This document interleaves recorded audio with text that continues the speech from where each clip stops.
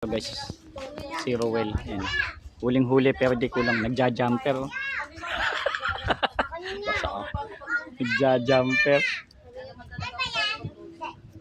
So yan, so hindi. Ano, naputol to guys, meron siyang ginamit na LAN cable.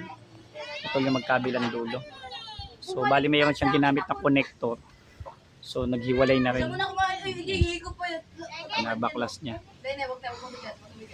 So ma'am siyang, ito yung connector. Kaso nabasa na yan, nangalawa. So ibig sabihin, ayun o.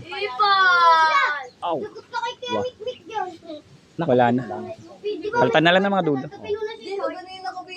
Ako nakukuha doon. So yun, so sira pa yung dulo. So re-reclaim ko na lang to. So yun. So mamaya meron kaming special, pakitang while yung ayun. Yun yung bago namin. Ito. Outdoor na connector, para itong ano, tawag dito? Coupling waterproof para sa LAN cable. So mamaya papakita ko paano siya ginagamit. Okay, so mag-trim muna ako kasi nabasa yung mga LAN cable. Okay.